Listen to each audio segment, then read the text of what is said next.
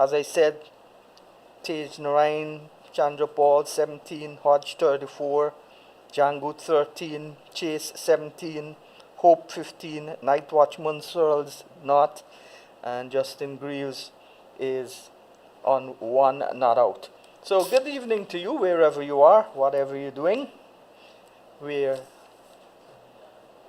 nobody's on yet? Yeah. Who's on? Basil? Doesn't have a name. Samsung SMA0. Okay. Good evening to you. Welcome to the program. Oh, that it's Vinud, the eloquent commentator from the island of Trinidad and Tobago. I must say the Twin Island. Um, Good evening to you, Vinud. We're looking forward. Video, actually. Yeah, video. Yeah, video, Yes. Ramfal. Sorry. Um, we should be joined by Basil Butcher a little bit later. Basil is on? Okay. So, Vidya, how are you? How is Trinidad? I'm pretty good. Well, we're not very happy right now, given what's happening with the test match itself. But yeah, long ride back down from the venue to where I'm staying down in South Trinidad. Oh, that took about 90 minutes. Yeah, just about. And with the traffic, maybe a few minutes more added to that. Okay. All right. We know that Trinidad is bumper to bumper traffic, especially on the highway linking the north with south. And I spent some time in Chaguanas when I was doing commentary at Queen's Park. And that's not as far as you are going, or you went. You've gotten home safely, though. That's what matters. You've gotten home safely, though. That's what matters. How do you see this match panning out? West Indies have not beaten Pakistan in a series in 26 years. They are 1-0. If they draw this match, they'll win the series. Can they bat on and get a big enough lead and bat time and hold on for a draw? Well, first of all, the way the match has gone, it really seems that this is Pakistan's match to lose now. They have taken uh, the wickets that they have taken so far, the 6 wickets, West Indies 105. Basically, the West Indies are effectively 60 for 6 at this point when you take off the 43-run lead that Pakistan got. Now, it's not out of the realm of possibility that the West Indies can still get something out of this game. But with 2 days to go, it's a lot of time still to go. So, first of all, the West Indies will have to get something. The very, very least, I think, they'll have to get something of close to 200. So that means they still will have to get perhaps 95 runs. And with Graves there at the wicket, he could be able to do that. But we don't know the case of what's going on with King. Brandon King just yet because of that injury that he suffered while running out Babar Azam. And King looked pretty good in the first innings. He really struck the ball well. And it's only when later on when the spinners came on, well, he's not quite as strong against the spinners. That's when he perished LBW to Usman for 46. If and remember Graves himself, he is also is carrying an injury. His Mm-hmm. upper thigh is injured. So if those two can get together, if King were to come in next, and those two could put on something of a partnership and get to around 200, anything above 150 on this Queens Park Oval pitch is going to be a difficult chase. So there's always, as you know, Sean, you've watched more cricket than I have. You know that in this game of blissful uncertainties, we could get a result here, but right now, Pakistan, they are holding all the cards. What's the weather forecast like? I'm optimistic. Well, we've been hearing that there will be rain. For the last 3 days, we were hearing rain, but we only had a little bit of rain at the start of the game on Sunday, and then about a half an hour shower on Sunday. We haven't seen a drop of rain since then. the rain is tending to fall early in the morning, but for the next 2 days, there is, a suggestion that there could be some rain, but I don't think it's going to be enough to really save the West Indies. All right, and we already lost Tejanarayan Chandrapal. He is a guy that bats for a week. He doesn't get much big scores now. That's my main disappointment. Him finding gaps to rotate in the strike. But you would like for him now to be not out because he'd bat for the next week, even if he makes 10. And then the match would be drawn. But he's gone for 17. As I said, Hodge top scoring with 34. Django 13. Chase 17. Hope 15. And Night Watchman Searles, he made a duck. Grieve is there, one not out. What do you think of the bowling of Sajid Khan, 4 for 32? Khan has been very, very aggressive. He has been a match winner for Pakistan. He's had a checkered career in and out of the team, but when he is on, he's absolutely motivated. Seeing him from just about 50 yards away, I can tell you what, he is absolutely into this game. Every minute of the game, he's clapping. When he's not on the ball, he's clapping, he's supporting, he's throwing himself around the field. He didn't play in the first game, as you remember, Yeah. but since he's gotten a chance to come back in, boy, that guy is a bundle of energy. And I tell you what, he's won over a lot of people, admirers here in Trinidad, with his ability. Now, as a spinner, he's very aggressive. He's getting some turn. He's putting a lot of loop onto the ball, and he's getting a couple of those deliveries when he puts in a little bit of overspin to jump at the batters. Now, with the Hope dismissal, I'm not sure if you saw it on television, but there's a spot on the northern side of the pitch. Mm-hmm. Once the ball pitches in that particular spot, just on a good length outside the right-hander's off stump, anything can happen. A couple of deliveries jumped up at the batters, and the one to Hope just squatted. It barely got up, maybe about a foot off the ground, not even if so much, and he was trapped in front LBW. Before the innings, we had the Pakistan bowling coach Umar Gul. He took his bowlers to the pitch, and he was pointing out this spot, and that is the spot that Khan, in fact, has exploited very well. The wickets that he's gotten, he's been able to pitch the ball in that area. There's a lot of cracks there, and apparently something's happening where radio, as you know, we're not exactly allowed on the field. Or you've done radio for many years, Sean. You know, sometimes it's difficult. TV are allowed on the field, but we're not. So we haven't had a chance to see it close up. But there's something going on there, and the ball is Chandapal was out LBW. Maybe he could have played forward to that delivery. Hodge also, I think if you look at the dismissals of Hodge, Chandapal, and Django, you could say that they didn't really play the ball very well. Django, in particular, tried to play back to one, and he got bowled. Chase tried to drive a ball that really wasn't there, and that was to Usman. Usman is he's putting a lot of overspin on the ball, and as a result, the ball is looping up and dropping just short of where Chase is expecting. So what he thought was a half volley turned out to be just about a good length ball, and he lost control of it and hit it straight back to him, and that's where play ended. Hope, well, I don't think he could have done anything about that, and Seals got a good ball that he played half forward to, and he was LBW. So it's a combination of all those three factors: rather ordinary batting, some good bowling, and deteriorating pitch conditions. We saw both teams score in excess of 300. West Indies 344. Pakistan got a lead, 387. What is the problem now with the pitch? So fast. Yeah, This is only the and what third we've day. seen, yeah, it's only the third day. Yeah, the pitch has deteriorated pretty sharply on the third day. The first, we didn't see any misbehavior from the pitch on the first day. On the second day, I think I remember we seeing one ball that really stayed a little bit low. But this afternoon, that's where all the trouble started. The pitch just started to deteriorate. And that particular area, as I mentioned, the northern side of the pitch, something's going on there. And there were a lot of cracks on the pitch at the start of the game on Sunday. So 2 days in, 3 days in, that area has proven to be a bit of a minefield for the West Indies. Is Chase likely to bowl with his injured finger in the second innings? He bowled in the first innings.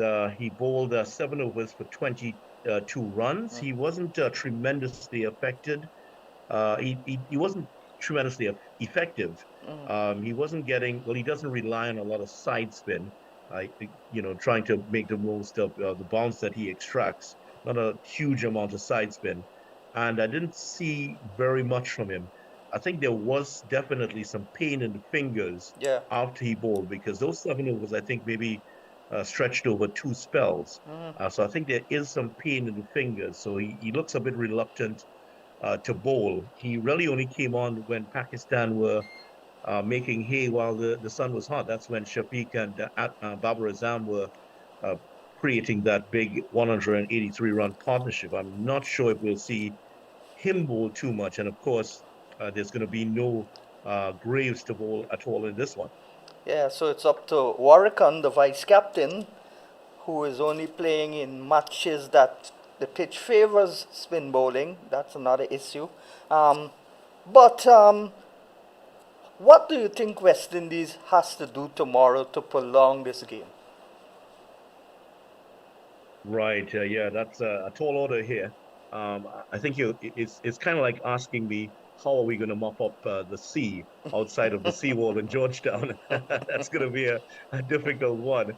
Um, but West Indies really have to play perfectly tomorrow in the sense that their batting has to be on song, and they basically have to bat out of their skins, the remaining batsmen, because they got to get at least 100, 150 runs to create any problems because anything under 100, 100, 150, 100, Pakistan will chase that down. I don't expect they will come through. Pakistan will come through this unscathed. They will lose wickets. Oracan bowled very, very well today to take his 6 wickets, and he is going to be very dangerous in that second innings. Where is the support going to be coming from him? Well, I'm not sure. Hodge, he was on threatening in his 13 overs for 58. Hope would have been Chase, sorry, would have been the one we would have been hoping to get some overs from, but he didn't look effective at all. I don't think that finger is going to allow him to bowl very well. So West Indies will have to get at least 150 runs out of those last 4 wickets, and they'll have to get Warrican on pretty quickly in when they bowl, and they'll have to start taking wickets immediately and put the scare among Pakistan. As we were talking about, Pakistan's is the worst team in terms of the fourth innings. Their output in the fourth innings has been the worst of any of the test teams in the current WTC cycle. Now, in addition, the Queen's Park Oval, the average score on the first day is 300. On the first innings is 302, but the average on the last day over the last 10 test matches drops to 150. So if the West Indies can set Pakistan anything Above over 150, 150, yeah. it will be interesting. Yeah. All right, and let's go for commercial break and then we'll be right back.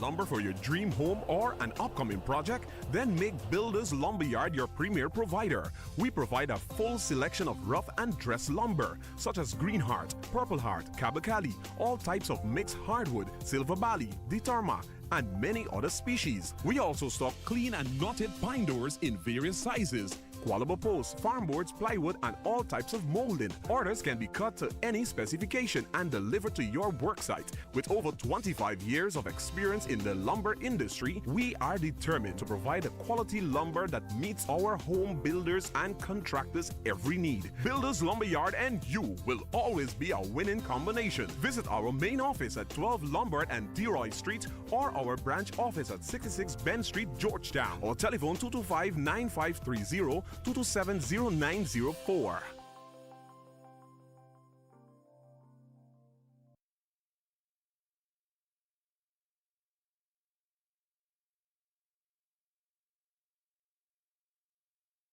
For more than 3 decades, Dave's West Indian Imports has been supplying the demands of Guyanese living in the USA with their favorite Guyanese products: Pomeroon coconut water, fresh fish, shrimp and crab, champion chow mein, icy sodas, golden cream, margarine, wiri wiri pepper, katahar, and Dave's offers custom cuts of your choice: snapper, trout, banger, gillback, shrimp, crab, and more. Order today.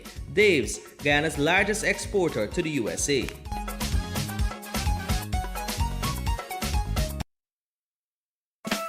Looking for a perfect weekend outing? Then don't miss Uncapped Marketplace 2026. Join us on Saturday, August 15th and Sunday, August 16th at the Guyana National Stadium for family, fun, and shopping. Explore over 100 agro-processors, showcasing the very best of Guyana's flavors. Enjoy exclusive discounts, exciting gifts, and discover amazing local products all in one place. Sauces and seasonings, beauty and skincare products, craft items, fruits and vegetables, and beautiful plants. Uncapped Marketplace 2026, August 15th and 16th at the Guyana National Stadium. Support local, shop local, discover something new. Admission is free. Admission is free. We'll see you there.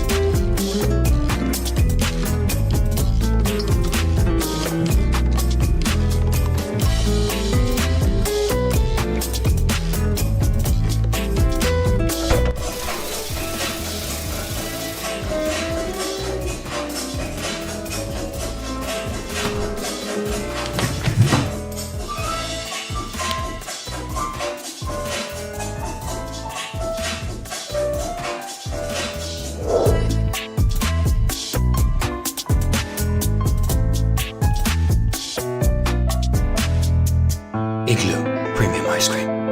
Not all good things must come to an end.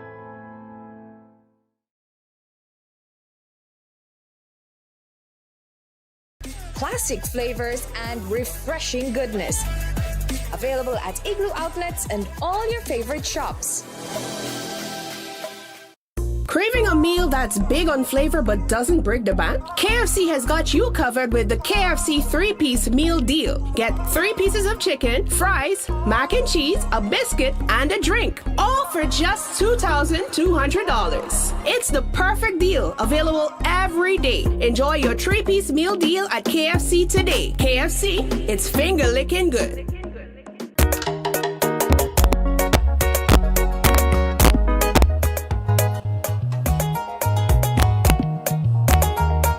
Yeah, well, welcome back to the Sean Devers Sports Watch. It's still nice on the outside, a Tuesday night here in downtown Georgetown, August the 4th.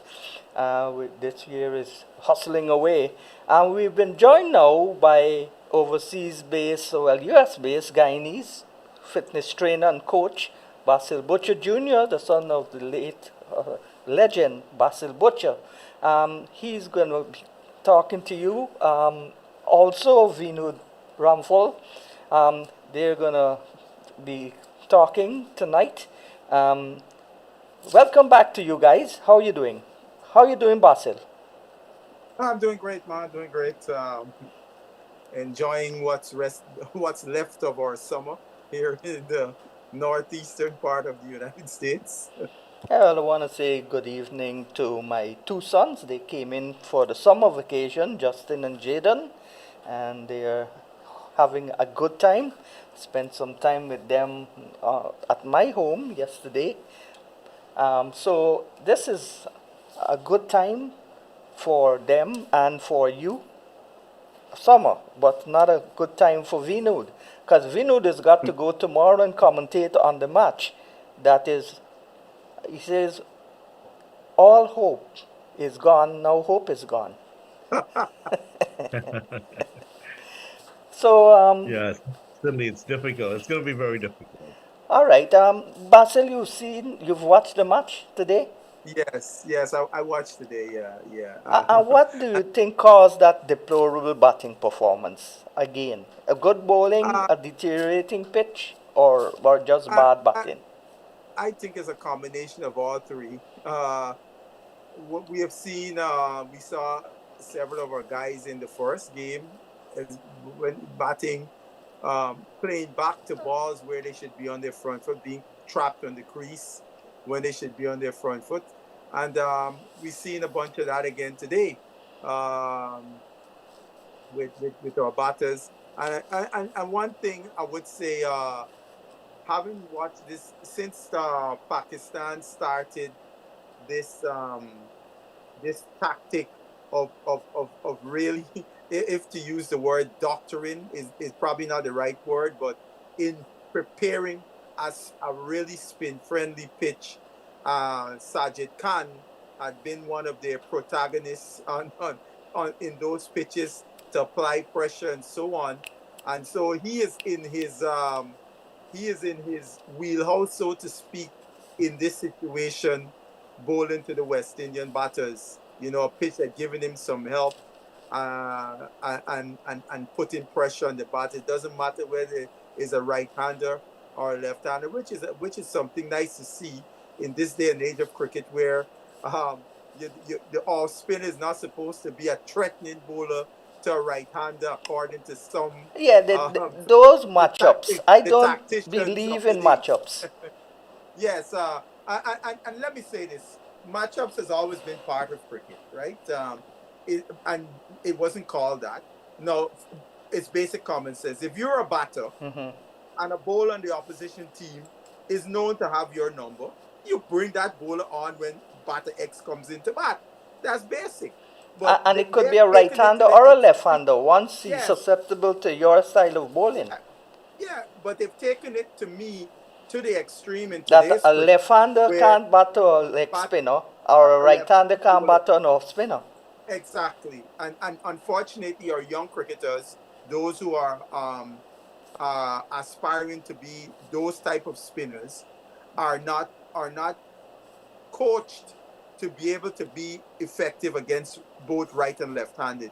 They would be playing a lot of this matchup. So when they get they get into a situation where they have to face as an off spinner a right-hander, they're almost like a fish out of water. Yeah, at sea. I remember when I used to bowl to guys like Hooper and these guys, bowl the ball just outside the off stump, hit the off stump, turn it back, and he gets out. And the left-hander is easier to out as an off spinner because there's no protection when he comes down the track, the ball turns away. As in reference to the right-hander, the ball turns into his pad and he kicks it away. So that's the only difference. But any good bowler can bowl to any batsman. Yeah, I mean, you just have to make sure you do. You know, when I coach youngsters, I say your stock ball. You know, you in whether you're bowling seam or pace, your stock ball you want it to be able to hit top or off, right? Yeah. And then all your varieties, you must be able to bowl it in the same spot. But your stock ball got to.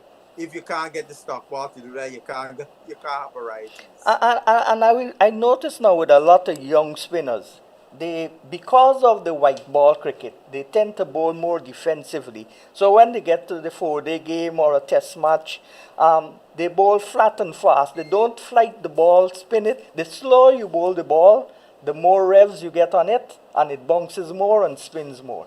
But I just want to make this quick comment. There was a recent article written by Daryl Cullingham, former South African batsman. And the thesis of the article in Cricket Info, you go on Cricket Info and see it, was that it's almost impossible in today's cricket environment to produce a quality 3 format player, right? And he goes into all the reasons and some of the things we would have said, I've said in the past, like, for example, you just named one, because today a lot of youngsters are starting their cricket playing white ball, not playing the longer format, so they don't develop a lot of the fundamental skills that if they're sung there, that they can transfer to any other format. But when you start at the white ball, now to bring that into the red ball, it's a whole new ball game, a whole new learning that has to occur, rather than pretty much adjusting mentally to the different formats. Well, Guyana's introduced a nationwide school tournament, which is a first, which is good. But the problem is it's a 2020 tournament, and it's white ball. 2020, you get in your mindset, you have to slug, you have to hit. And no coaches of eminence are going into schools and coaching the PE teachers or the teachers. And so if you look at some of the scores, the Bihari group, along with Petro, they're doing the organizing. And there is nobody who is focusing on the technique and the skill level of the cricketers. It's just a tournament for the sake of a tournament. Yeah. Those are I mean, it's cool. The youngsters getting an opportunity to play. Yeah. But everything has to be with purpose, attached to something progressive in the development of these players. And if it's not attached to that, then it's just a little an event, and that's it. Vinud, video. Keep calling Video, you. yes. Keep calling you Vinud. Video. How is school cricket in Trinidad and Tobago, or say Trinidad? Well, school cricket in Trinidad is organized under the Secondary Schools Cricket League. The competitions, the main competition at the highest level is a 50-over competition. Yeah. There's also a T20 tournament, which has proven to be very, very popular. It attracts very large crowds to watch schoolboy cricket. That's where it's organized. I mean, we have, 8 divisions or so here in Trinidad, and we have something like over 100 schools participating in the competition. It's fairly well organized, and it has been the cradle of so many outstanding players. I don't think there is any cricketer who has come into the Trinidad and Tobago first-class system and gone further that is not played in the Secondary Schools Cricket League. That's how but in the important it days is of Fatima College and Presentation College, the school cricketers never used to play 2020 cricket. But that's No, the of problem. course, yeah, they don't play that. It's teaching you the wrong skill levels, the wrong skill sets. You've got to be more aggressive. Sometimes you're forced to play across the line, hit the ball too hard, lose your shape. And now in CPL and the Guyana Super League, you can hit a 4 off the edge and the crowd roars. That's a fine shot once it goes to the boundary. I don't like T20 cricket. That's not real cricket to me. But cricket has evolved. I still don't think that is cricket. It should be named something else. But how is the structure of cricket in general, first division cricket in Trinidad? They play still 3 days? Right now, I think it's gone down to 2 days, and that might change for next year.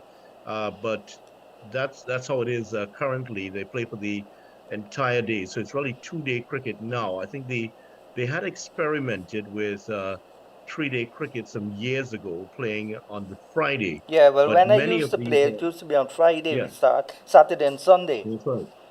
Yeah, but the problem is that many of these cricketers have day jobs. They are Work. amateurs, of course, and they were not able to get time off to play the Friday, and that created an enormous pile of problems. So they had to go back to just Saturday and Sunday, and playing a Saturday and a Sunday, and then coming back on another Saturday. That just doesn't work for the teams.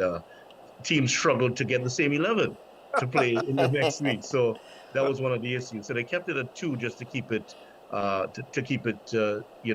aligned. And even in Guyana now, in places like Berbice, where a lot of people work on Saturdays, especially in the sugarcane plantations and so on, Saturday is now a problem also. So that's why 2020 cricket, white ball cricket, is very popular. And another reason for that is because the sponsors get more mileage from sponsoring T20 cricket, and that's destroying the techniques of young players. I remember several years ago when my eldest brother was the president of the Barbies Cricket Board, and we were talking about 3-day cricket, and he turned to me and said, "We can't find sponsors for 3-day cricket in Guyana. Nobody wants to sponsor 3-day cricket," and that was one of the issues. And this is going back, we talking about over 10 years ago. That was one of the issues why the 2-day cricket became the order of the day, because they couldn't find sponsors even in Barbice to play 3 days. Yeah, Vidya. So you're pleased with the way that cricket tours are developing in the West Indies, especially in Trinidad? Not, I can't say that I'm very pleased with it because of the reasons that you yourself just outlined. 2020 cricket has been enormously popular in Trinidad and Tobago, and that Everywhere. it's very popular all over the world. Yeah. But when you couple that with the fact that the kids here are seeing the likes of Kyron Pollard, Yeah. Sunil Narayan, Mendel Simmons, and all of the and Nicholas Puran, and all these players build up fabulous wealth in a short time through T20 cricket. Once they see that sort of wealth being attached, they are gravitating towards T20 cricket. They don't care about technique. It's all about bashing the ball Yeah. as hard as you could and as far as you could. And as That's much all money it's you come get to down do to. that. Yes, that's right. And I tell you what, T20 cricket is so popular. One of the more remote villages in Trinidad is a place called Beach, which, if I were to drive from Port of Spain, it will take possibly 3 hours. It's a long distance away. Now, they have their own T20 cricket team, and you will find their T20 tournament is very popular. People drive all the way there to watch T20, and they draw thousands of people from all over the country. And top T20 players from Trinidad also play there.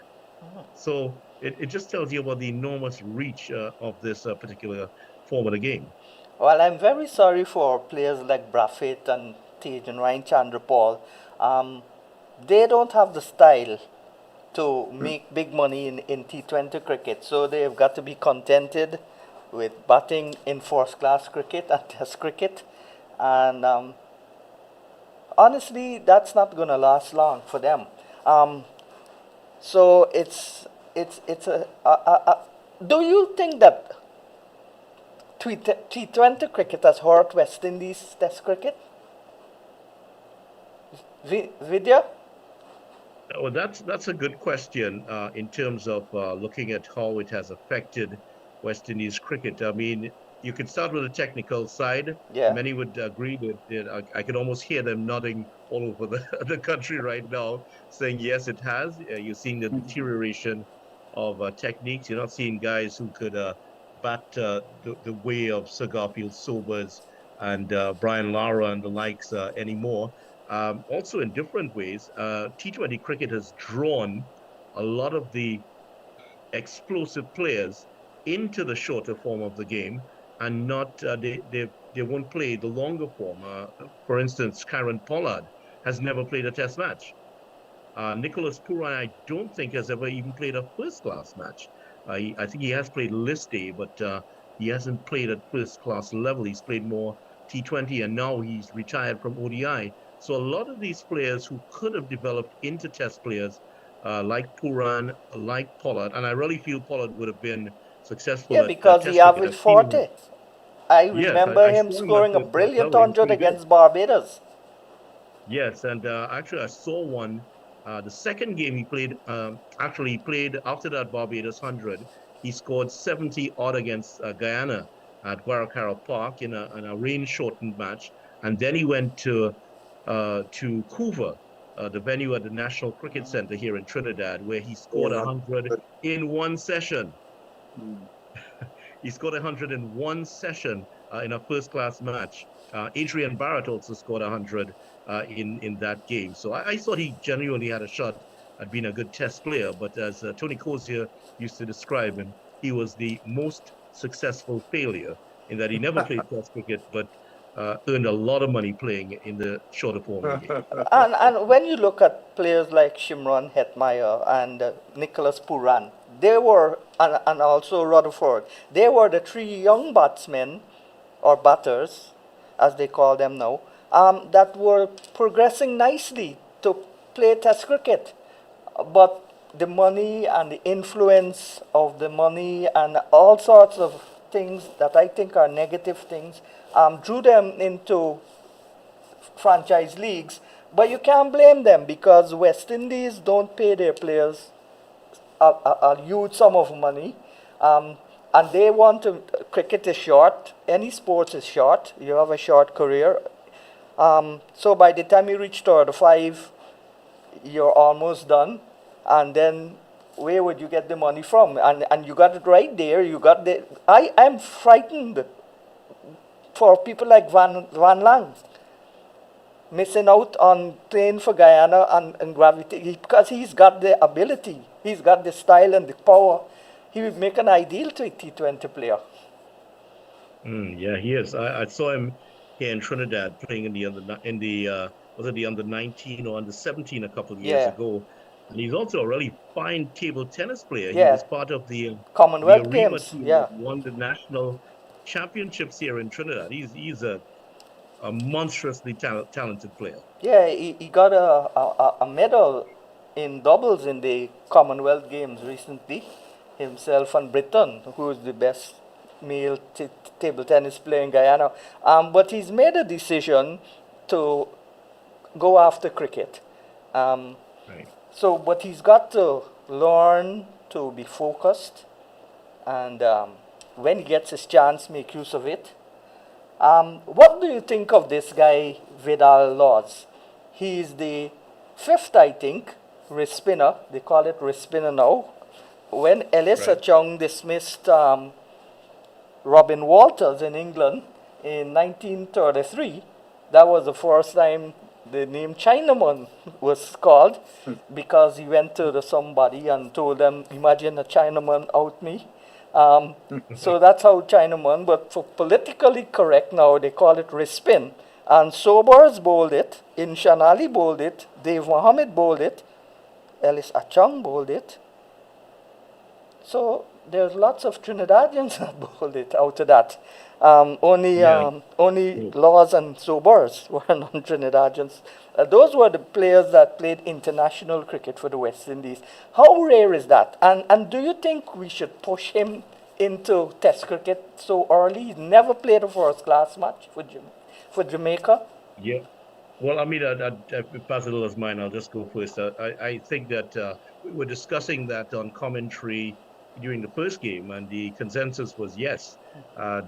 They would have given him, many felt that they could have given him a crack at the Pakistani team, which is a team that's lower ranked than the West Indies. And the young man showed enough in those one-day games to show that he's not overawed by the situation. Yeah. Against New Zealand, correction, that he's not overawed by international cricket. He's just that young enough not to be afraid of the stage because, you get to a certain age, you sort of feel nervous about going out there. When you're that young, you just want to get out there and play. He didn't look as though he was out of place at all. You wouldn't believe that he was a 17-year-old. So yeah, I think they should have given him a crack, but he definitely is one that's going to make an impact in the future if he stays injury free and keeps his head level on his shoulders. There is also a young Trinidadian who played in the West Indies under 19 team, I think it is, Ryan Bandu, Yeah. who also bowls left arm wrist spin. Was actually trained by Dave Mohammed. So Dave Mohammed was passing on the torch to that youngster who's played for Powergen Pinal Sports in the past here in Trinidad. Basil, your thoughts on Vidal loss?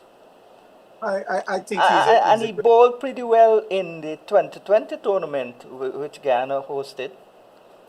Yeah, I think he's a good prospect in terms of Test cricket. I wouldn't have played him in the Test match because the batters would have had a better chance to wait on him and look at him longer. As I watched him up close in Barbados against New Zealand, and the New Zealanders, they hadn't seen him In and then the Guyana in the League. in the conditions at Providence, which favors the spinners. But when he got to Barbados, they were picking him off easily. Which was a better pitch and so on. So I wouldn't put him in just yet, but I think he's somebody One for the prospect future. for the future. I think also you're talking about Trinidadians. We were in Barbados for the Sir Garfield Sobers on the 19th tournament, and we had two teams, and both of our teams played against Trinidadian teams during the tournament, and both of the Trinidadian teams had left arm wrist spinners. The one team I coached, we played against a team that is coached by Imran Khan, the former leg spinner from Trinidad. Fairfield, I think, is the name of the academy. And we won the game, but at the end of the game, when I was telling the manager and Imran, I said, y'all gave my boys a trial by spin. Every type of spinner was in the Trinidadian team. They had two leg spinners. They had a left arm orthodox. They had an off spinner, and they had a left arm wrist spinner. So my boys got a great experience facing up to everything that we're trying. I was very happy to see the left arm wrist spinners, to see that there are quite a few of them coming up, because when my colleague who coached our other team said, I think it was Power Gen they played against, there was a left arm wrist spinner in that team also. So if that bodes well, Trinidad got quite a few of them coming up. So West Indies won't be short of prospects. And there was a Yeah, good I think left that was arm the wrist spinner from referring Guyana to called Paul. Bishun. But Yeah, he's gotten older now. Yeah, let me just add this in terms of Puran and Test cricket.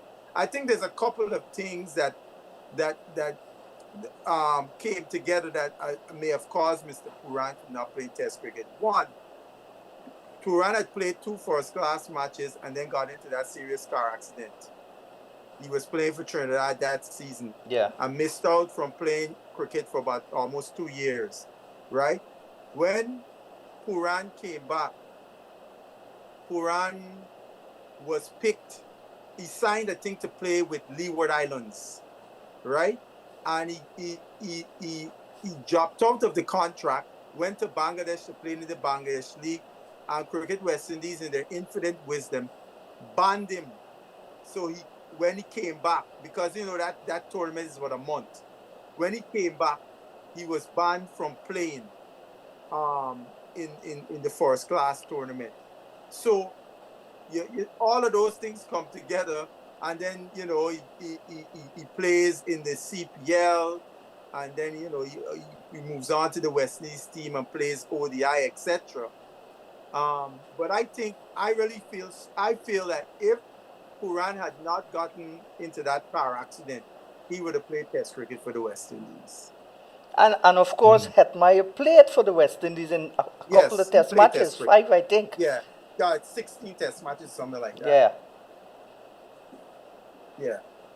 Because you know, I mean, at the time when Quran got into the Trinidad first class team, the the the the the the, the shine of the overseas leagues, there wasn't the same plethora as you have now, you know. So I think his focus might have been playing Test cricket, and then from there, the other stuff would have come into play. Basil, Interesting. as a coach, do you think we've got to start? I asked Sarwan this question and he said maybe. Do you think we've got to start teaching young batters reverse sweeps, scoop sweeps, dill sweeps, and those shots to play 2020 cricket and another set to play Test cricket? But we don't have that big a pool like India and England. Look, I believe in you mastering the fundamentals. Um, you mastering the basics first, you know, driving the ball offside, onside, pulling the horizontal bat shots. And yes, I believe you do have to teach the players to play the various sweeps. And the reason why I say that is because you're giving them more options, Yeah. even in red ball cricket, Yeah. to play spin. You can put a spinner under pressure in red ball cricket if you have the ability to play all the various sweeps. You know, look, I remember when Lara made the 688 in Sri Lanka. Lara said he wasn't picking Molatorin on the But he first played the test. Only conventional sweeps. Lara never yeah, played a so reverse sweep. no, what I'm saying is that because he was really good at Yeah. sweeping, he used the sweep despite not being able to pick. Yeah, So because you the sweep sweep, online. yeah, right. So therefore, if you as a batter you were picking, you would have that option to, if you're a competent sweeper, that you could sweep. And that confuses a spinner when you go sweeping at Exactly. him. Any spinner Yeah. don't like to get swept. And you know, the other thing is, I don't think coaches, I wonder if coaches actually teach the guys to learn to look at the ball out of the bowler's hands, spinners, all kinds of bowlers, to see where the seam is so they could get an idea as what coming towards them, right? I think that's a skill you want to have players to develop. The great Sir Garfield Sobers is one of those guys that And used to one of my see. guests tonight would have been, he said that he picked the ball from the bowler's hand. Yeah, Unfortunately for Alvin Kaieteur, he's coaching in somewhere in North the Carolina. North Carolina, and they don't have North Carolina. internet there. And by the time he reached home, it would be too late. He was supposed Right. to come tonight on this program. Yeah, I mean the guys, the players, Dujan was another guy who said he used to see it out of the spinner's hand. He could see the seam, so the revolution of the seam. So he got an idea as what was coming towards him. I think that's a valuable skill to teach batters, because so they would learn the skill of picking. So you add all of those tools in your box. It would help you in all given situations that you face up as a batter, whether you're playing red ball, white ball, cricket. Vinud, not Vinud, Video. Vidya, do you think those past players like Richards, Greenwich, Haynes, the whole host of them, would have done well in 2020 cricket today? Well, I have no doubt that they would. The technique was so good that those guys could have played at, at any time in any form of the game and done well. What they would have had to, the adjustments they would have had to make is to score a bit faster. I think Greenwich and Haynes, their strike rate in ODI cricket would have been in the high 30s, around there. So that's one way they would have adjusted. But they were so good that they would have been able to have adjusted quite well. I have no doubt in my mind that those guys would have batted well. And Basil, I think your dad would have he would have done pretty well there Yeah, himself. yeah, Yeah, yeah. he would have I, certainly done very well he- in that. And I mean, I have to tell you, I had the pleasure of meeting him okay. around about 10 years ago. It was one of the great honors. I met him Mhm, and and Joe Solomon on the same day. So that was okay. something I really enjoyed. I must tell you that. Yes. Thank you. Well, Look, well, even um, Sobers Sean, back in the days in first class cricket, 1968, he hit six sixes.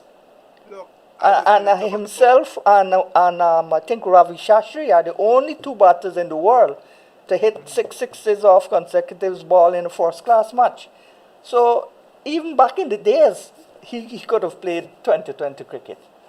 Look, Sobers answered that question. He was asked it how he would have 2020, and he just chuckled in his inimitable way of how he would talk. He said, "Look, with all those fielding restrictions, it would be so easy." Talking Right? about You know, I Sobers, mean, yeah, and that was something because if you remember, the players of yesterday year were very adept of finding the gaps and yeah. all of those things with a conventional test field. And now you put them in an environment where the ball is not doing much and the field is with the field restrictions, they will be licking their lips. You know, the, and that is part of what Darrell Cunningham was saying in his article. In previous generations, one of the things you had to learn to adapt to varying conditions because everybody, all the pitches wasn't flat for the most part like how it is today, right? So you learn the skill of adapting, and that's something I think that is lost on our players. As soon as they see something outside of the wicket flat, the ball doing just a little something, they're like a deer in headlights, right? I mean, look at the game, the first test. Uh, Mohammed Abbas, you would believe the West Indian batters how some of them were batting. The wicket had all these demons, but it didn't have all those demons. But Abbas pitching the ball on a certain length, the ball is going to do something one way or the other, over and over. And many of them seem to be out at sea, right? So, and that's because the environment in which they're coming up today, they don't see those kind of things. And those are the things that we would have seen and those before us in club cricket. So you play one match at one club, the wicket doing this, then you go somewhere else, doing something else. So you have to adjust. And then even in the era when the wickets covers was not part of the deal, and a little shower come down, the the whole situation changed, as we used to call it in Guyana. Now you got a bat now on a sticky dog, and now you gotta make certain adjustments in your batting technique to score and survive in those conditions, which would help you when you move up the ladder and you see varying conditions. You learn on the fly. I gotta play a little later here. I Yeah. gotta play the ball under my eyes and all those various things. So but the guys today, and I'm telling you this, Sean, we were in Barbados. The first game we played on a pitch I thought we were in Guyana. This pitch was slow and the ball stopping and so on. And what I found interesting, we had a bunch of guys from Guyana in the team, and for the most part, a lot of them struggled, right? And so one of the things I discussed with them was, guys, one of the things you guys have to learn to do. And I showed them and said, this is something you want to practice to do. Get closer to the ball and play the ball under your eyes. So when a wicket is stopping on you or slowing up on you, you play a little bit later on your eyes instead of just popping the ball up into covers like about 4 or 5 of them did in the game. The ball is going to go along the ground. And unfortunately, that is not something that they ever heard from their coaches in Guyana, And which I think Vidya astounding. and Basil, you notice that most young batsmen don't use their feet to the Yeah, ball. I mean, I yeah, remember Andy Jackman. He said, Sean, you're spinning the ball big, but once I get it on the half volley or full toss, it has to hit the pitch before it turns. that's right.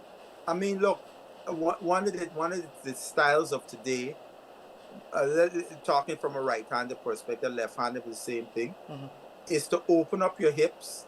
So for a right-hander, that left foot will be pointing to mid-on or somewhere like that. and you play with your hands, right? Um, it's not about getting that left foot closer to the line of the ball to play. So if a batter is that's the way he plays, and he gets into a situation where the ball the ball is doing a little something, he's gonna be a problem. We had one of our young batters, I'm not gonna call name, but we playing against the same Trinidadian team. The guy, the seamer, the one seamer in the team, open bowler, he was getting the ball to leave the right hander. So my man was opening up and slashing and so on. And then the young from Trinidad produced the one that came back. And it was almost comedic. He almost fell on his face because he was not ready, position wise, technique wise, for the ball that came back, got bowled down. Vidya, who are some of the best users of their feet? Well, Lara is number one that you've seen. Yeah, certainly. Of the few I've seen, Lara certainly has been very good. Um, Hooper? always, always liked Hooper. Mm-hmm. Um, yeah, Hooper was one who used his feet very well. In fact, he gave Shane Warne a real Yeah. headache Exactly. every time he came out. And Shane Warne actually used video analysis to unravel how Yes. Hooper, when he would come down, what he had Yeah. noticed is that Hooper taps the bat, but when he was ready to come down the pitch, he won't tap it. Mm-hmm. So using video analysis, he was able to figure out that when he's not tapping the bat, he's coming at me. So he learned, that's how he got Hooper out. Yeah. So just as an aside, that Hooper certainly was outstanding. I always like Sawan. I mean, I Yeah, don't know, just Sarawan. something about him. He always got me. I enjoyed watching him. Those would be my top three of the present West Indies team. Django is one that uses his feet well, but not many of the batters Yeah. in this current West Indies side uh, use their feet a lot. Django is the only one who I really saw was effective at it in this short test series. I was You telling know, Tej and Orion Chandra Paul, we had a long conversation right at the Queen's Park over about 2 years ago, that Brian Lara told me he looked at the gaps. He didn't look at yes, the fielders. Because in your correct. mind, you're mentally going to hit the ball to what you see. So he looked at the gaps. And I was Yes, telling Chandra Paul, look at the gaps and find the gaps because you're hitting lovely shots, nice straight to the cover fielder. drive straight to the fielder. So look at the gaps. But I'm disappointed that he's not doing that. He's not rotating the strike. He's just blocking. Yeah. Right. And he's not got the concentration as his father. His father would block for an hour and make 100 runs. Right. Look, And then the other side to it about not using your feet. You might be aware that Gary Sobers was only stumped once Yeah. in his career. That's because he never used his feet. He didn't come out. He believed that you could use the depth and width of the crease to correct. make enough room to work the ball I away. think Chandra He was Paul one who did also not was believe stumped that. once in his career. Right. He was another one. He was Yeah. quite adept at finding those angles with that very unusual technique of his. Yeah. So I mean, I was fortunate once.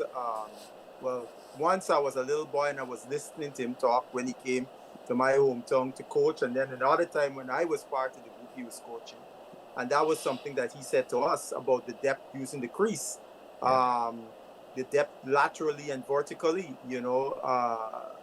And then Sobers was, yeah, he's over 6 foot, so he had the reach also. He did. Or like somebody 5'8" or 5'6" wouldn't be able to get a ball that he could get to.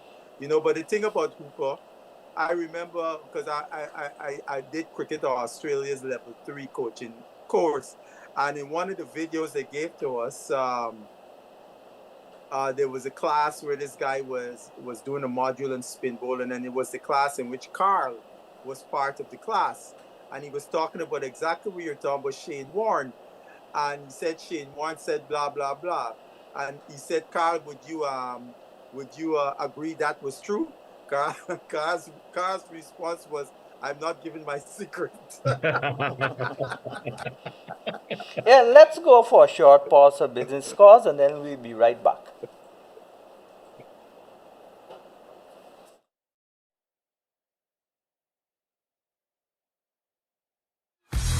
Now Milko has done it again. We've listened to you and now available nationwide. Another convenient size packaging of Thunderbolt all-purpose flour. It's here. The 5 kg or 11 pounds new packaging of Thunderbolt all-purpose flour. Now available at your nearest supermarket. National Milling Company of Guyana.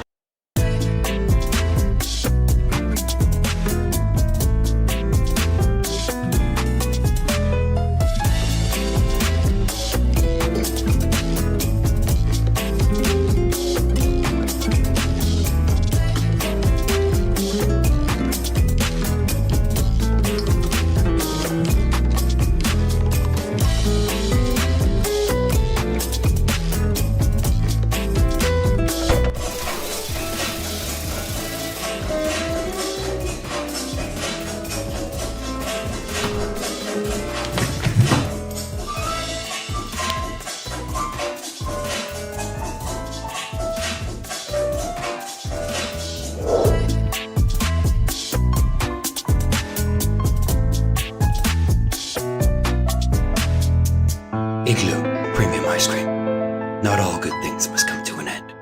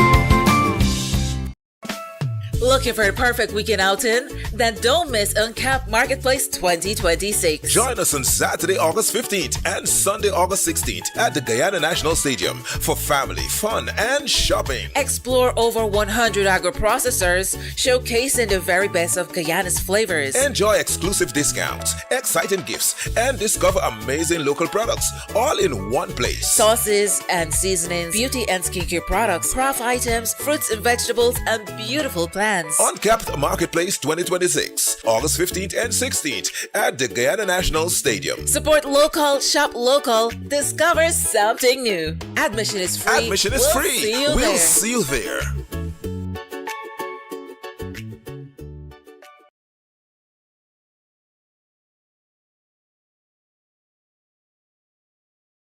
All-purpose cleaner. Enjoy all of life's textures. Finger licking good, yeah, yeah. Got me in the mood for sharing. Come and join the party at KFC. Get a zinger sandwich, I take a bite. It's the best flavor, best vibes. Get a bucket with your friends, pass it to the left. And have the best time of your life. Finger licking good, yeah, yeah. Got me in the mood for sharing. Come and join the party at KFC, at KFC.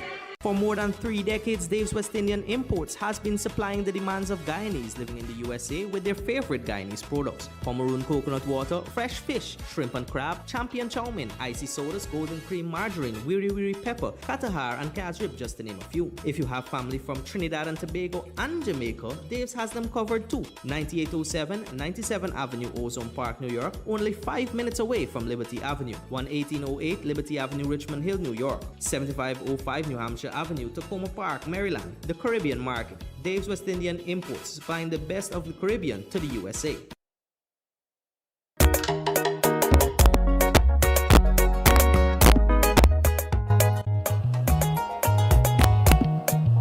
Yeah, well, welcome back to the Sean Dever Sports Watch. We're talking about Sir Garfield Sobers and his versatility. Was it you, Vidya, or Colin, who said he saw a cartoon in honor of Sir Gary, when he went to heaven, just after he died, and was it you? Yes, it was. Yeah, I'll tell you about it. It was Yeah, tell me about the cartoon I cartoon. saw online, and St. Peter is talking to him outside of the pearly gates, some a place I hope to be someday. It's not looking good right now, though. But anyway, so he's talking to Sir Garfield Silvers, and he's looking at his card, and he sees pace bowler, left arm orthodox, and and then left arm wrist spin, and he says, "Well, where are the other two guys?" Great tribute to the man Yeah. and his versatility. I remember meeting him the first time, and Andrew Lawrence was batting with him at youth cricket level, 1988, and I think Surya Dragonath heard that remark too. So Garfield Silvers loved the Lara. He met him the previous year when he went to the Sir Garfield Sobers tournament with Fatima College. And since then, he said that Lara batted like him, didn't use his pads, only the ball hit his pads. When he missed it, the pads is there to protect your feet, not to bat with, and all of those things. And I dismissed Lara. That's the first time Sir Garfield Sobers ever spoke to me because I didn't respond. And he said, youngster, he made a big 100 just before tea. I dismissed him, and the big crowd. He had a BMW at that age. He just come back from on the 19 West Indies youth team in Australia, and he came and he played. And every night he would come to the dressing room, to the rooms. We stayed at the university campus to the best batsmen, and knock on the door and said, "How many runs you got?" "I got so much more runs than you." And I dismissed him. And the first thing Sir Garfield told me, I put myself in a place where he'd recognize me. And he said, "Youngster, nobody came to see you bowl. They came to see Sir Gary bat. They came to see Lara bat." And then later on, he told me something which surprised me. He said he actually loved football more than cricket. That was when he was older, much older. When I met him in Barbados, I went to some ceremony, and he was telling me he loved football more than cricket. But that was the first thing Sir Gary told me. That nobody came to see me bowl, youngster. They came to see Lara bat. That's right. That's right. There's a similar story. I ain't gonna call name, but a guy used to play for DCC, fast bowler, playing against club cricket against my dad. This after my father retired, and according to him, my father had a little belly. He said he brushed the big belly the first 5 balls, and then he got the edge, and the umpire said not out. That was in Linden. No, at DCC. Oh.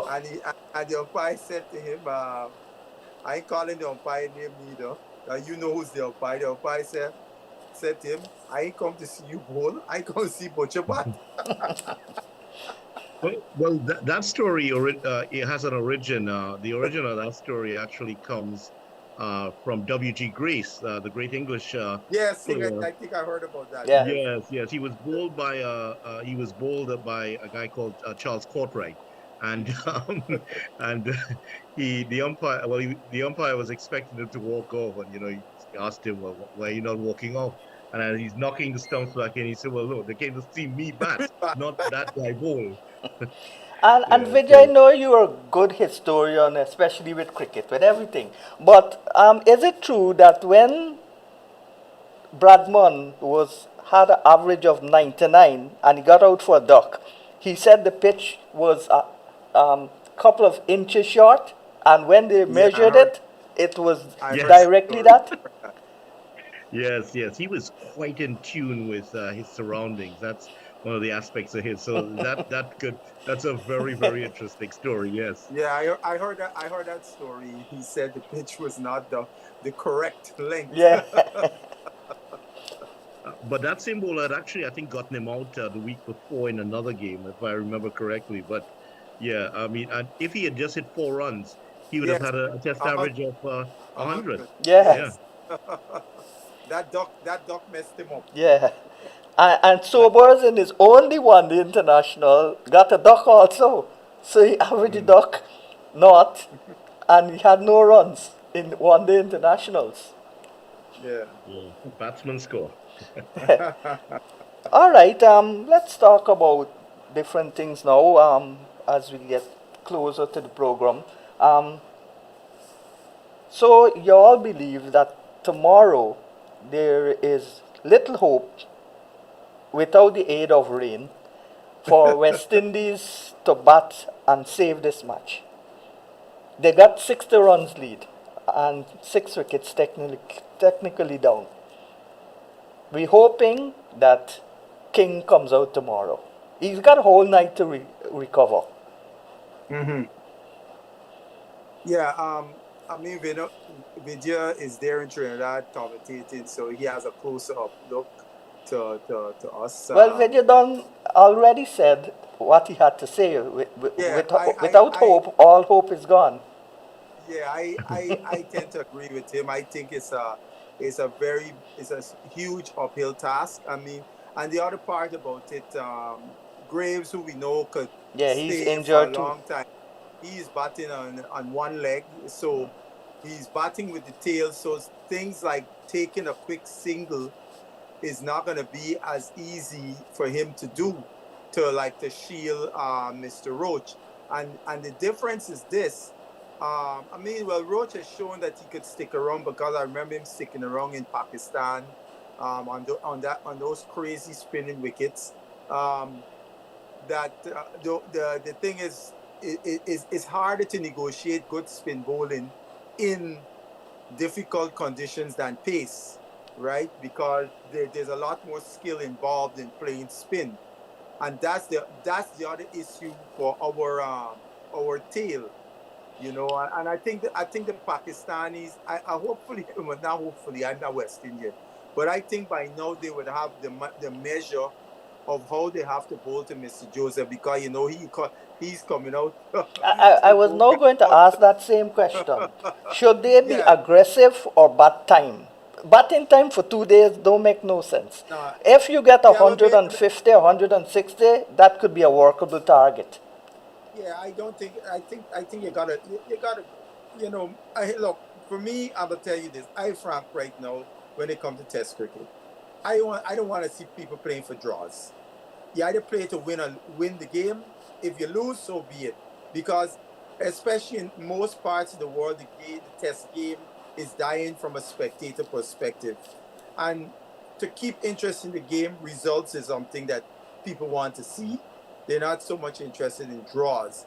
So if you play with more positive and so on, you know, you may be able to bring more people to the test game. So I don't want to see West Indies going to tank looking to draw a game because we want to win a series. Pakistan, we all know Pakistan is ranked below, so it's not like we would be beating a team above us.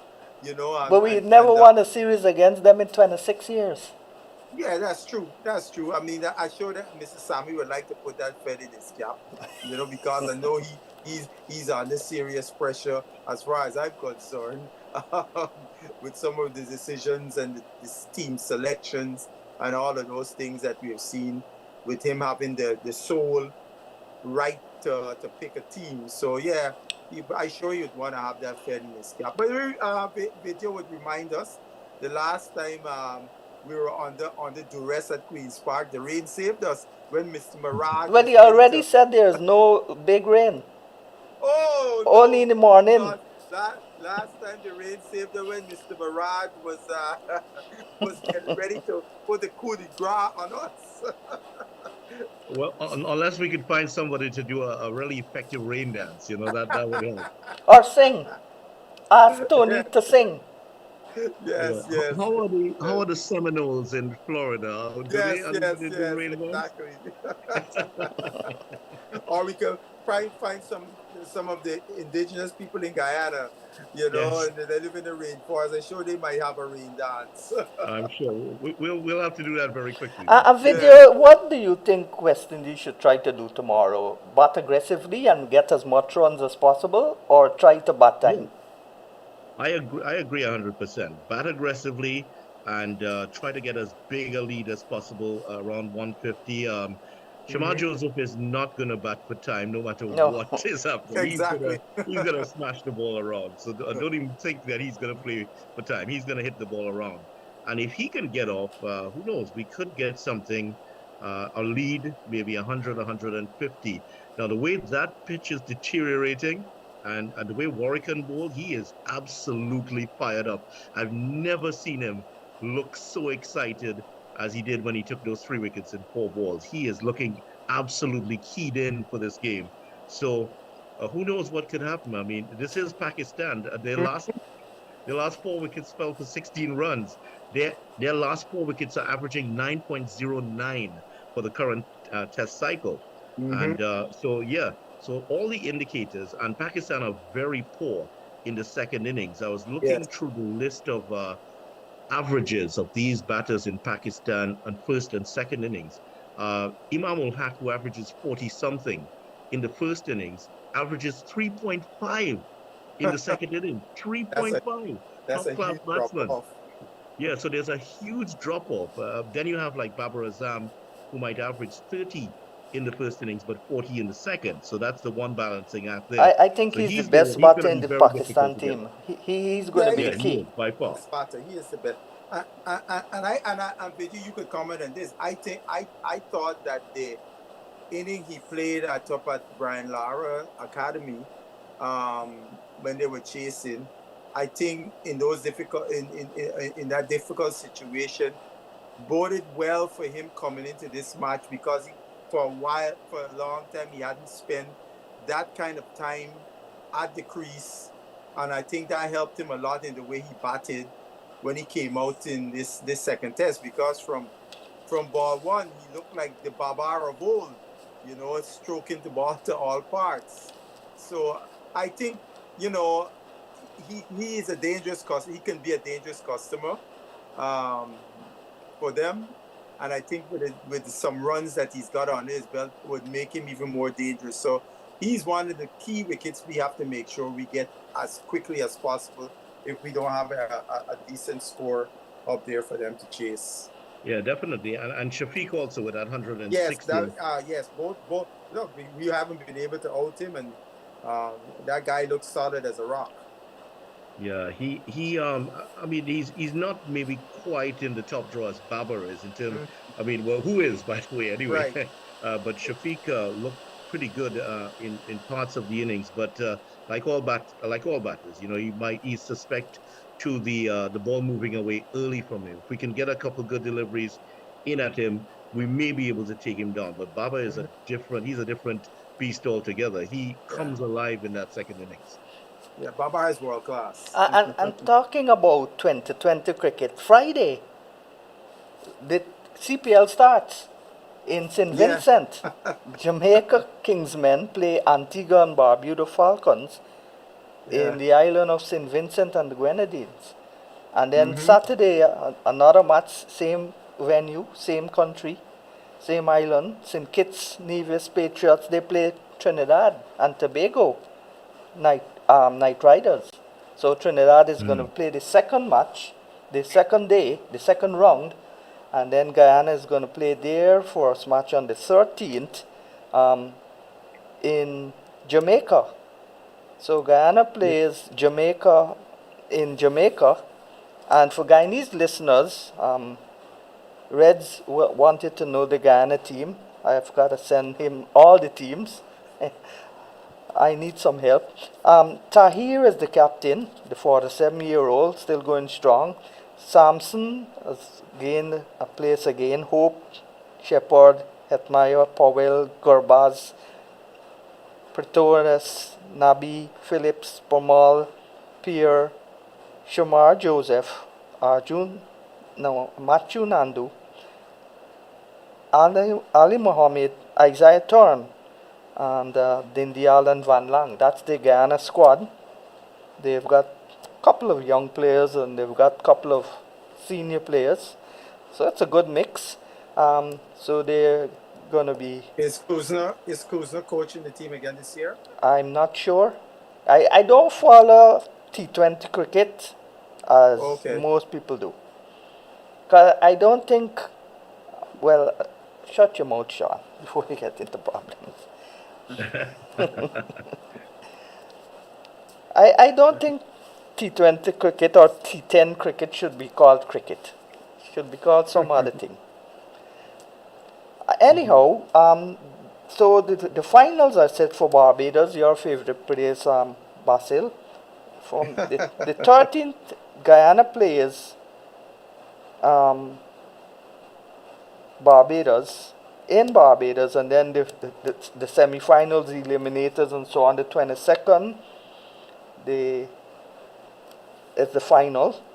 So a lot of matches, and it's going to be a long thing of overdose of T20 cricket. No, Sean, tell us what you really think. What I really think, I think that the IPL really destroyed Hetty Meyer's batting for one day internationals by having him as the finisher. Getting 3 sixes and a quick 18 or 30, and that's a good performance in the IPL, filling his role. But when he bats up the order, he bats the same way. Hits 2 sixes and a mighty slug, and he's gone. His highest score so far in this tournament, which he played, was 31, I think. And sheer low figures. He got a 50 against New Zealand, but he's struggling for consistency. He can't make back-to-back big scores. And in one-day cricket, you're supposed to convert 50s into 100. He doesn't even convert 30s into 50s. So I'm disappointed with him. I'm also disappointed with the young man from Essequibo, Samson. Paul? Yeah. Samson? Yeah. All of them now are looking like hit and miss cricketers. You hit the ball as hard as you could, you lose your shape, and hopefully it hits the middle of the bat. So I'm disappointed with the standard of cricket now. The batting especially.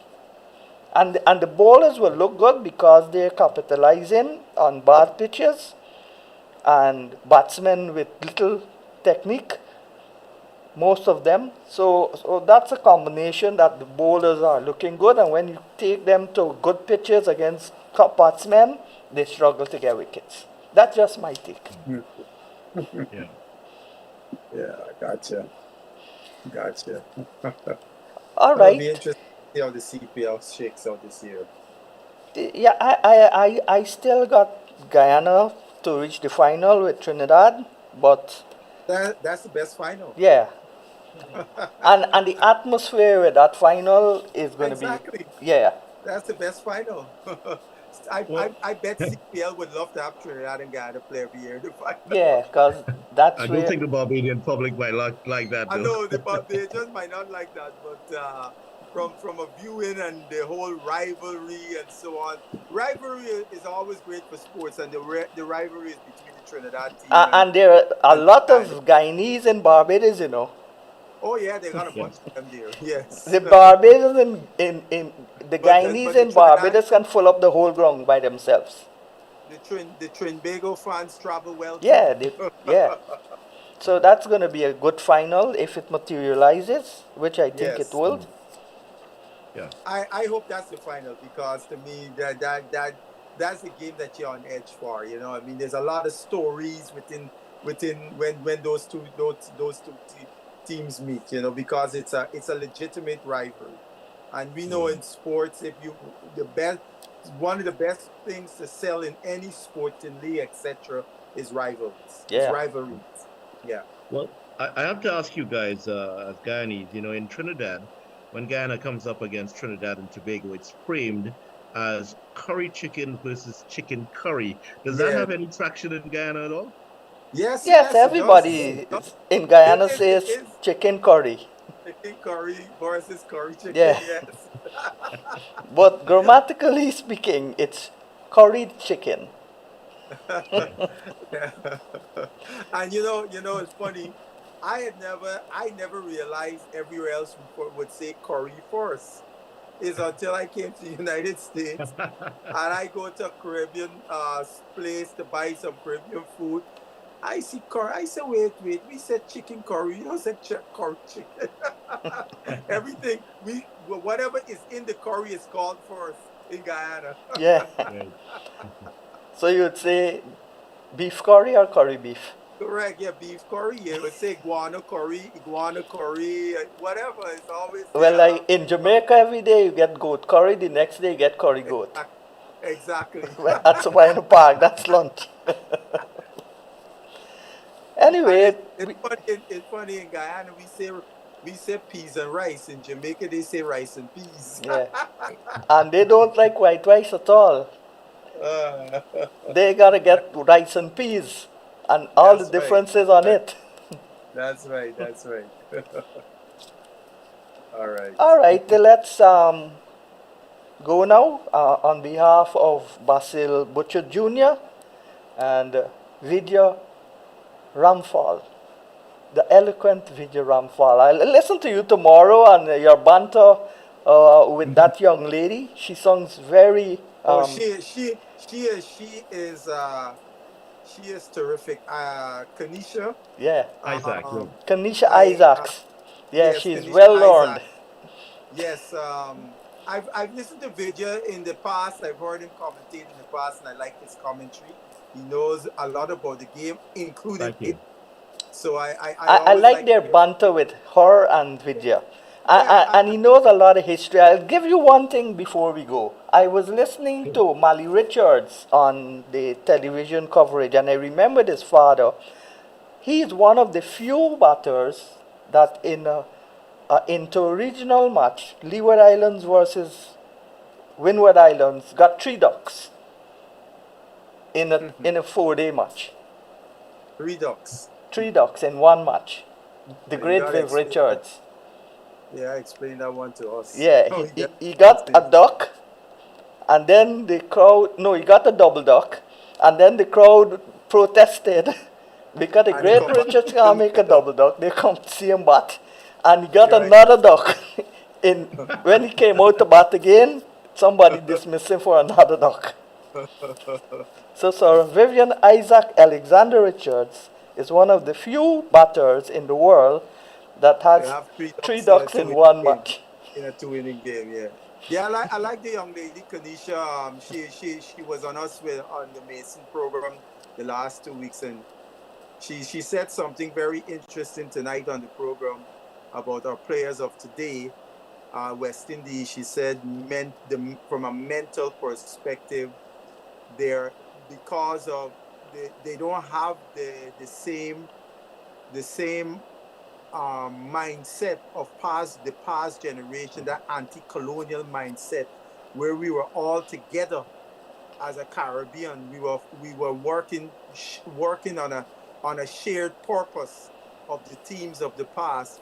But today, she said that purpose that used to be shared is now become individualistic, where everybody is for their respective country rather than the region. And And it is I agreed with her, because I remember my father saying to me when they got to England in 1963, one of the things Frank Worrell said to the team, gentlemen, when y'all walk out on the field, y'all are playing, you see all the black people from the Caribbean and so in England, you're playing for them as well as the people back home. Because so they understood they were playing for something, not just for themselves. They were representing and playing for something bigger. And then too, also we gotta understand the environment. This was a period in time where our people were coming out of colonialism and becoming newly independent nations, and so on and so forth. So all of that was in that environment that today's people, the young people playing today in the region, don't have that same environment. So it means that we have to figure out a way in which to inculcate that in our cricketing environment for the young people. Yeah, I believe that in 1928, when West Indies played their first Test match, they are the longest lasting institution of unity among the West Indies. CARICOM and the University of the West Indies and those things, they're also unifying factors. But now the West Indies cricket has become insular. Everybody for their own. More so. Yeah. More so than any other time, I think. Yeah. And I Vidya, think anything you want to say before we go? Yes, well, we're hoping for an outstanding result tomorrow for the West Indies. I think that once the West Indies can score 100 runs, maybe tomorrow, or give Pakistan anything over 100, we have a fighting chance to perhaps pull off a come-from-behind win. Because, as I said earlier, it really is Pakistan's game to lose at this point, and they are very capable of doing that on their Yeah, own. they play just like us. They're adapted. They're Hot, adapted. cold, never warm. From the jaws of victory. Yeah. All right, on behalf of Vidya, on behalf of Basil, and on behalf of Siobhan, our technical man, I want to say good evening. And if you can be good, then be careful.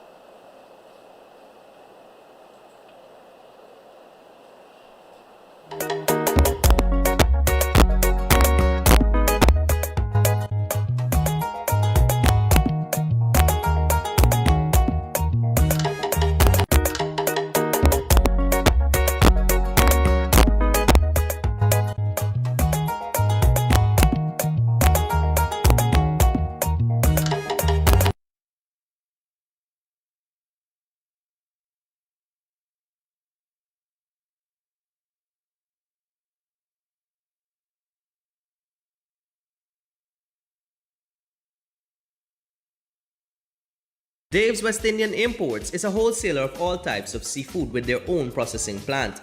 Dave supplies supermarkets, restaurants, hotels, and bars. Place your orders now on telephone 501-4087 or 644-8999. With fresh seafood daily, Dave's offers custom cuts of your choice: snapper, trout, banger, gillback, shrimp, crab, and more. Order today. Dave's, Guyana's largest exporter to the USA.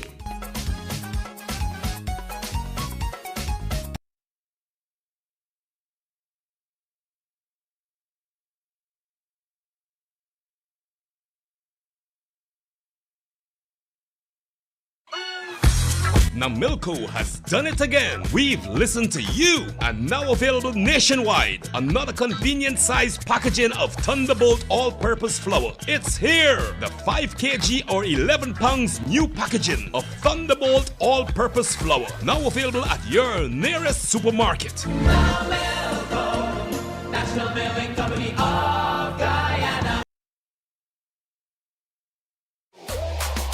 It's here.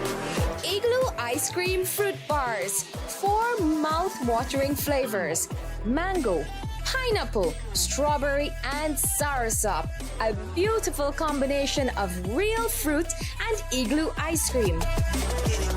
Go old school with fluty popsicle. Classic flavors and refreshing goodness. Available at Igloo outlets and all your favorite shops. Finger licking good, yeah, yeah. Got me in the mood for sharing. Come and join the party at KFC. Get a zinger sandwich, I take a bite. It's the best flavor, best vibes. Get a bucket with your friends, pass it to the left, and have the best time of your life. Finger licking good, yeah, yeah. Got me in the mood for sharing. Come and join the party at KFC, at KFC.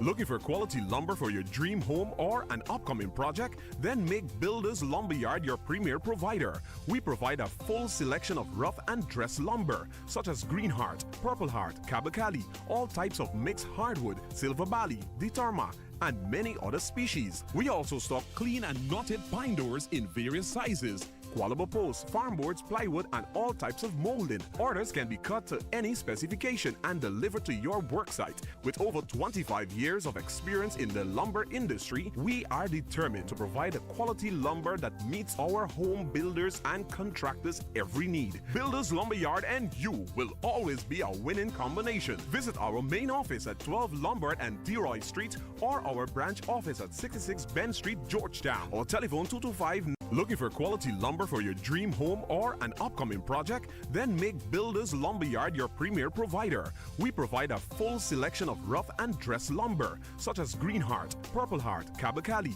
all types of mixed hardwood, Silver Bali, Ditarma, and many other species. We also stock clean and knotted pine doors in various sizes, qualable posts, farm boards, plywood, and all types of molding. Orders can be cut to any specification and delivered to your worksite. With over 25 years of experience in the lumber industry, we are determined to provide a quality lumber that meets our home builders and contractors' every need. Builders Lumberyard and you will